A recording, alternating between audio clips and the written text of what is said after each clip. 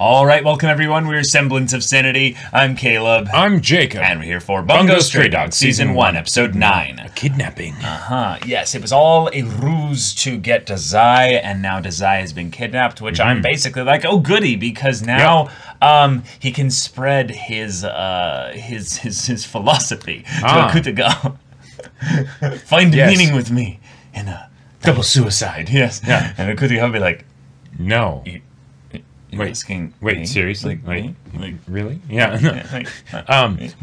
Yeah, we had a wonderful episode last week. New character introduced, but also now that, Dazai's been kidnapped, does this mean we're finally going to get into backstory and like that deep conversation and stuff? Port Mafia, who are they? Where is Dazai? Where was Dazai, more accurately? Who was Dazai? Why is Dazai? Yeah, exactly. And then maybe what their connection was while in the Port Mafia, just specifically being something that kind of makes this conflict actually one that we care about, because the Port Mafia are no threat as far as we've previous episodes to everyone in the ADA. But they actually got Dazai here, which is proof that, well, in a lot of ways, Dazai's biggest problem is that if he's ever alone, someone can just walk up with a gun and just grab him out of a crowd. Exactly. That's why the double part of the suicide is important. Always have a partner. Always have a partner, yeah. So, y'all, without further ado, let's get into this. All right, everyone, now be sure to go check out the reaction portion of the video in the description below, then come back here for the discussion.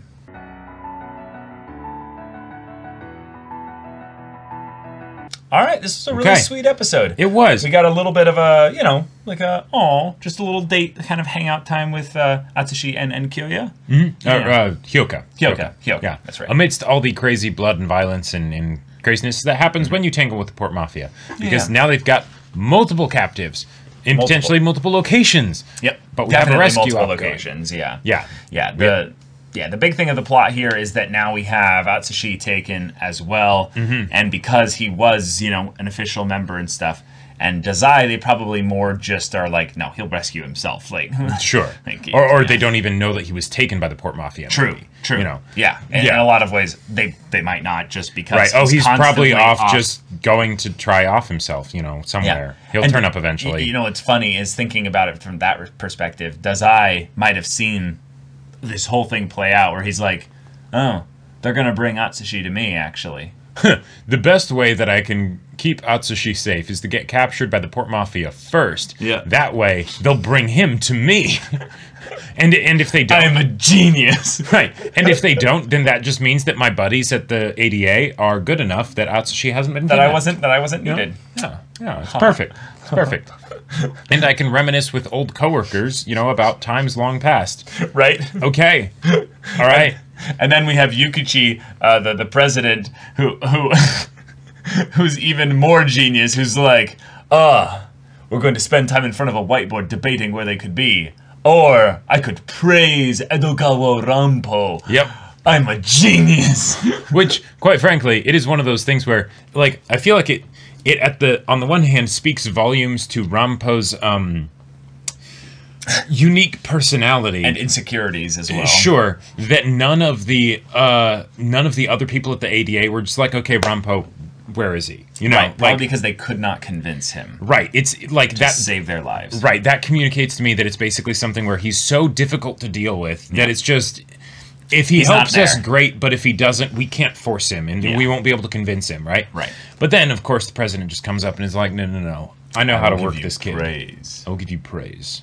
And there's it's just like, well, I mean, if you're going that far, I suppose. I have to, right? Recognition, babies cry for it and grown men die for it. Like, it's like the exactly. Comics are great and all, raises and promotions are fantastic, but the praise, respect. Having a guy with an ability called "all men are created equal" to be like, you are slightly more equal. No. Yeah. you did good. Well, you are above average. Yeah, right. Yeah. So, okay. All right. Cool stuff. We have some good comedy. We have some good wholesomeness stuff. We had a moment, though, where Kyouka was going to take herself specifically to the police because of, well, She doesn't believe she deserves saving. Right. Now, this is the point that I feel like the episode touched something deep, but did it through the lens of making Doppo a little less likable. Yes. Because if anyone was to bring this up, anyone at all, it would be Doppo. Yeah. But let's talk about it. In other shows, there's never any question. Well, sorry. Let me never use the word never. In a lot of other anime and stories in general, when someone needs to be saved, there's rarely any question about what that person wants. Because that's not as interesting for the story sometimes. Right.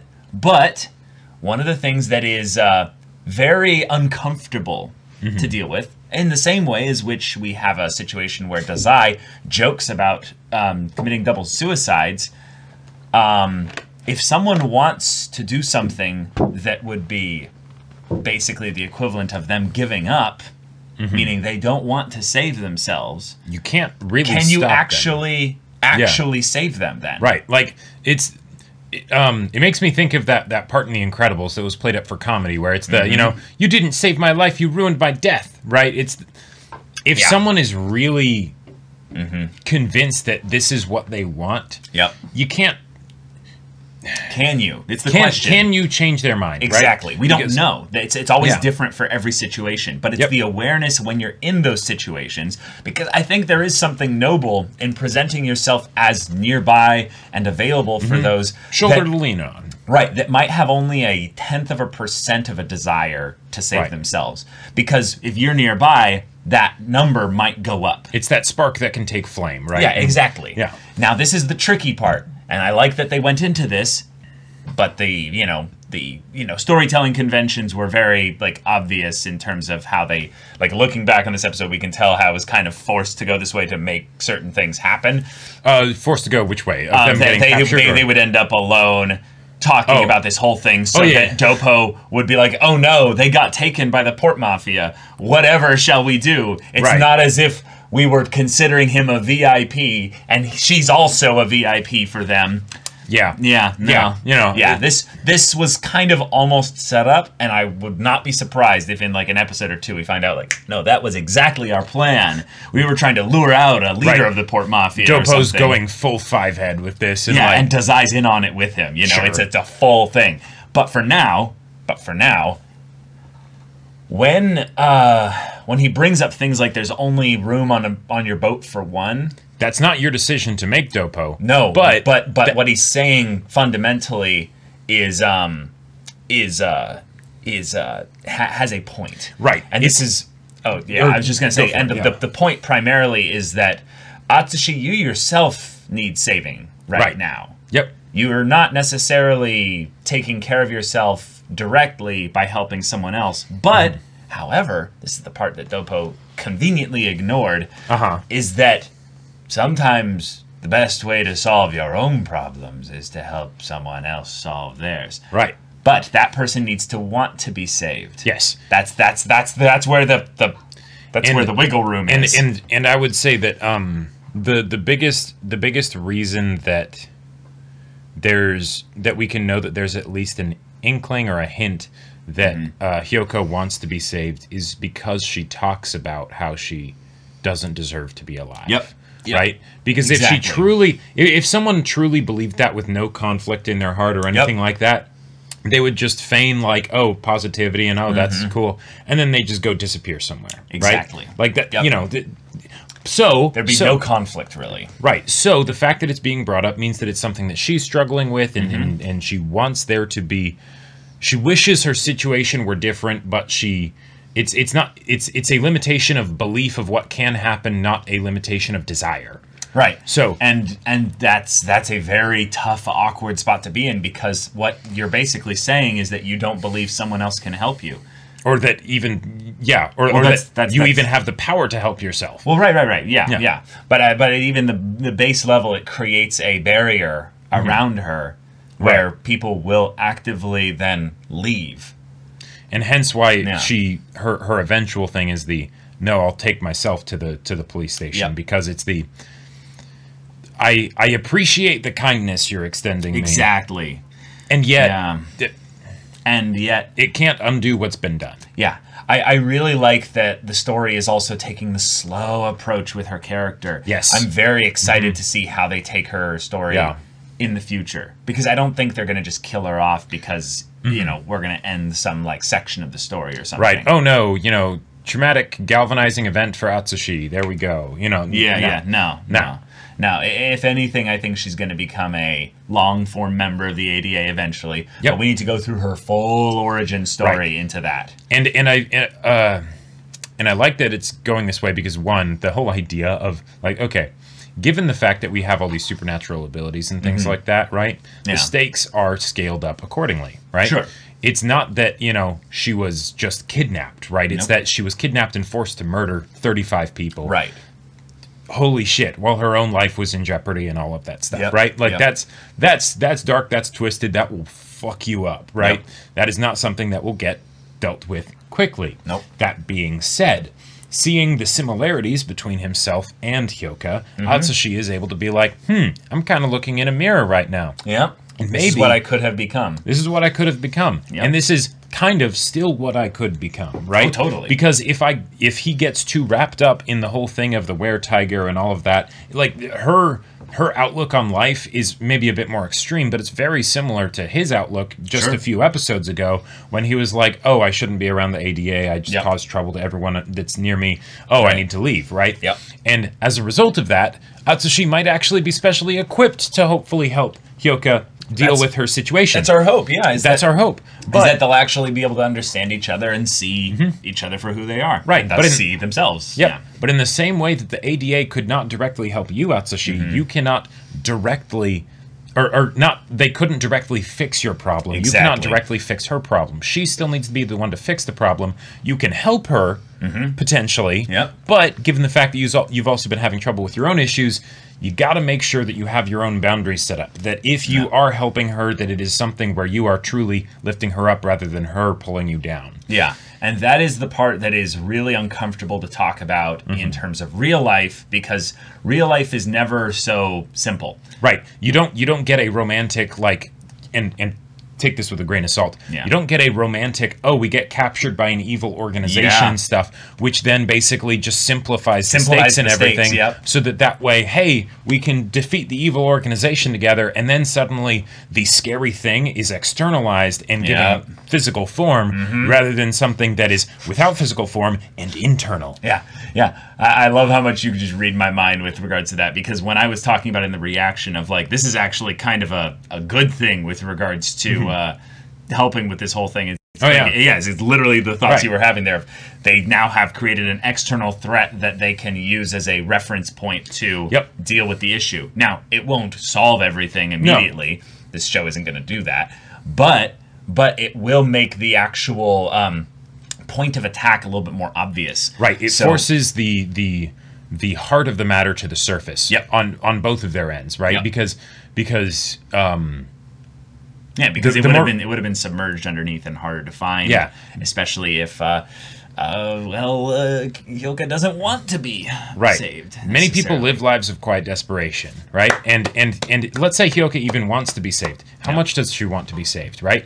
Because does the desire to be saved outweigh the amount of, as twisted as it is, comfort that she's been able to find within the familiarity of her situation, right? Wow. Because there might be a part of you that does want to be saved, that does want to fix your situation, but not enough. You know, and that's the thing. Most people, I would say, don't have the belief that they are enough in any of their situations in life. Gotcha. Most people live lives of quiet desperation, like you're saying, but the desperation is so minimal that they don't actually really believe that it's something that they're desperate. They believe that it's basically the thing of where I'm insufficient in every capacity, you know, sans maybe that one thing that I identify with really strongly. It would be very difficult for Kyouka to justify, or Atsushi as well, that being kidnapped by the Port Mafia like this is the good status quo, right? It's an obvious thing that needs to be solved, right? And it's and it can be solved in concrete ways. Yep. But if not for that, you know, it could just their internal problems could just end up being a lot more parasitic and just kind of sit out, you know, and then you don't really realize why things don't seem to go the way that they. Why am I so tired all the time? Right, exactly. Yeah. So this is a potentially a really deep, kind of interesting topic in terms of how much they let Atsushi and Kyouka make mistakes in this area. Yeah, because that's realistic, I would say. Yes. Most people are not so self-aware to be able to understand that that's what's going on, and it takes sometimes. This is why I think Doppo is not being an asshole here necessarily. Is that we were able to identify that was a test rather quickly, but I think the test is basically just the surface thing of this situation directly. Him basically leaving was potentially even a little bit of a trust thing of like, no, you're not going to look to me to pay for this thing here. This was your decision back then to be like, so, we'll give her the tofu. Right. So you bear the brunt of it and see what you can actually handle. Yeah. Like using the finances as a representation of his own emotional, like, fortitude, basically. Right. Can you act... Because you did a lot, actually. You did a lot. That's the point, is that you were able to give her a really sweet day. Now, the tough part is, what happens when she doesn't want to be saved? What do you do then? At the very least, right, you gave her a wonderful last day that probably would have made it so that if she had gone and turned herself in, she would have been able to do it with no regrets, basically. That it's the all right, I had a good last day. I basked in the sunshine for a bit. Right. But I really don't feel like I belong there. Now I'm going to basically pay my penance for the crimes that I've committed, basically, right? Put a cap in this whole thing, yeah. Thankfully, that's not going to end up happening. Not right now. Not at the very least, right? Because these demons have reared their ugly heads, right? Right. So okay, let's continue this whole Port Mafia versus ADA conflict. I like that Dazai has had 2 conversations with past friends, if you will, of the Port Mafia. One of them being his kohai Akutagawa, which makes so much sense now. It really does. It wasn't that they were equals; it was that he was your direct superior. Because even just and now that the idea that in the OP and ED we see almost this like Akutagawa just being like, Dad, why'd you go for cigarettes and never come back? Like, straight up. It's basically that. Which is great, because then that's another form of parallel to the MC, because abandonment issues, right? And while Akutagawa can have his super awesome trench coat and everything, and I'm like, I have a dope power, I'm awesome, all that stuff. When it comes right down to it, you're a kid playing make-believe. Like you are obviously emphasizing your strutting, basically, right? Right. Like it's the okay, Dad went for cigarettes and never came back. Now I'm gonna wear Dad's shoes. You know? Yeah. Like I'm going to try and be the person that I wish, the old man that I don't have was. And I've got a lot of anger. I've got a lot of pain. Yeah. I'm going to lash out at everyone and make them feel that. And it's also devouring me from the inside, and he's aware of that. Yeah. Like, I feel like that's the reason, like, the fact that that's probably why he mocks the ability. Shitty ability. Right, because Dazai... It's killing you, basically, Yep, and it's like, that's a lame-ass ability. How's that working out for you? How's that working out for you? Whereas Dazai's, it's the ultimate opposite, right? Like, Dazai's own personality, granted, maybe has some... problems. Some problems, like right? Everyone. Yeah. Like everyone. Yeah. I mean, some people are constantly asking about double suicides. Everyone's got their thing. And someone steals your fries, without asking. Yeah, when they said they didn't want any. Exactly, yeah. Why do people do that? Yeah. But, And you were going to pay for their fries anyway, so, like... You just get more fries. Yeah, exactly. So now we're in this situation where we'll be able to get even more, potentially, into Dazai's situation with the Port Mafia in the past. We met another member of the Port Mafia. I very much liked how he gave Dazai pause. He was like, oh, oh, you. like it was more this thing of where with the Kutagawa, he's like, oh, buddy, I'm sorry. I'm sorry. Yeah, but like this is not working out for you. Like, whereas with this guy, it's like oh, you. Yeah, like not the this shit. Yeah, not the I'm worried of what you will do to me, like physically, you know, because come on, why would Dazai be worried about that? Right? He's already like broken free. yeah, but more of the idea of like, oh, I'm gonna have to listen to you. Yeah. Ew. He's going to bring up the deal in 97, and then he's going to talk about 2003. And he's going to start talking about French fries for no reason. Yeah. Which, by the way, I will just say, French fries do taste better when they're someone else's. Like, food in general. That psycho. No. You're that psycho. No. I know. I don't do that. Self-proclaimed French fry stealing. Hey, lies to himself about hunger. No, just what you do is you buy yourself 2 orders of fries. And then you give one to someone else. No. You don't give it to them. Take it away. No, you don't give it to them. Well, yes, you trade and then steal it from each other. Yeah. This is too much for me. Anyways. But y'all, thank you so much for watching this episode's reaction and discussion. If you want to see the next episode's reaction and discussion right now, though, go check out the link in the description below for our Patreon. You can get on early access there. You can watch full-length timer reactions there. And all this comes with Discord access, so you can chat with us and the community there about this show, about anime in general. And also be sure to check out our Twitch channel. We stream every weekday. The info's in the description. Yeah, so if any of that interests you, we'll see you there. But until then, we're Semblance of Sanity. I'm Caleb. I'm Jacob. And we'll see you all next time.